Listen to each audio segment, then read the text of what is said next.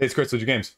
Aeon Trespass Odyssey. In 3 minutes or less, what do you need to know? Quick, detailed, and to the point. Let's do this. So Aeon Trespass Odyssey is a boss battler in the lines of Kingdom Death Monster, but it is not just a Kingdom Death Monster clone. It is actually a standalone narrative boss battling exploration open world with very dynamic interactions that are happening on a turn-by-turn basis as you go from a voyage phase of exploring a map a la 7th Continent, combining with the boss battling that you may be more familiar with, where you're going head-to-head as a 4-person unit against some big monstrosity that's trying to destroy you, kill you, or otherwise wipe you out of existence. These monsters are going to be guided by 2 decks, an AI deck that's going to control their actions, attacks, and reactions, as well as a body part deck when you roll and hit them to determine whether or not you actually wound. It utilizes a 2 dice rolling combat system where you not only have to hit first, but then you also have to see if you wound using D10s and D6s and a combination thereof.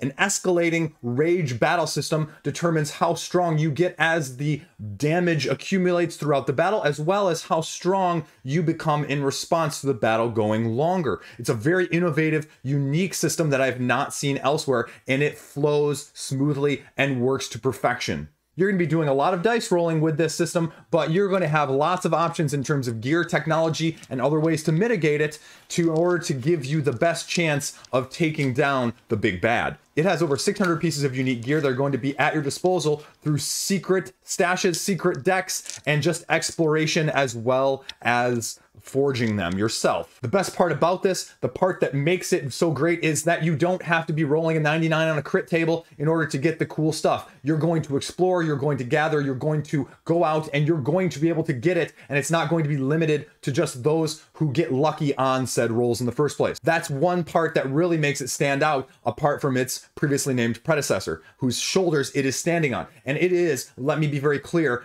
clearly standing on its own, even though it is heavily inspired by Kingdom Death Monster in the first place. And it really offers you a true sense of progression with this system and allows you to feel like you're not just gaming the game to try and get the equipment that you need in a certain order or certain time frame. There's less gotcha from the bad guys in terms of how they're going to be interacting and attacking you, but it makes them no less lethal with that AI deck that I mentioned, because you're going to be utilizing 3 sets of trauma damage cards that not only can significantly take you out even at the low levels, but will also offer you boons and power-ups a la adrenaline surges during the battle. Now, don't be fooled when I mention the overworld phase and these tiles that often represent 7th Continent style exploration. They are unique in and of themselves. They offer both exploration, narrative, as well as potential back and forth with a little bit of surprises thrown along the way as you're trying to navigate quests, avoid doom, and explore the reaches of your own ship, as its very mysterious origins are not known to you in the first place. The enemies themselves evolve in their own way. Some of these enemies have anywhere from 1 to 10 different levels of strength, of abilities, of interactions that you're going to be having to deal with,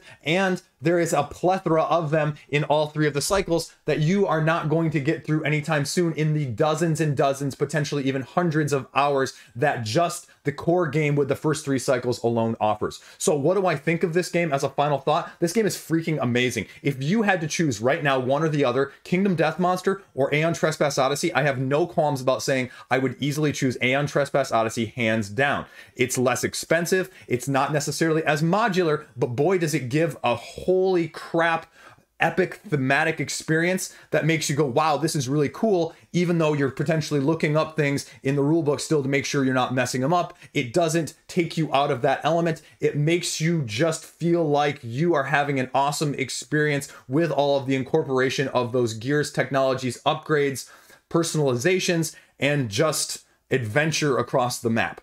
I cannot recommend this game enough if you're looking for anything like what I mentioned in terms of boss battling, as well as exploration phase with an open world narrative campaign. The narrative, I didn't talk about that very much, but it stands on its own 2 feet as well. It's one of the best narratives I've seen in any board game period. So if this is any of interest to you, definitely check it out, give it a look-see. If you want more information, check out my full review as well. And let me know if you have any questions or comments down below. Thanks for watching.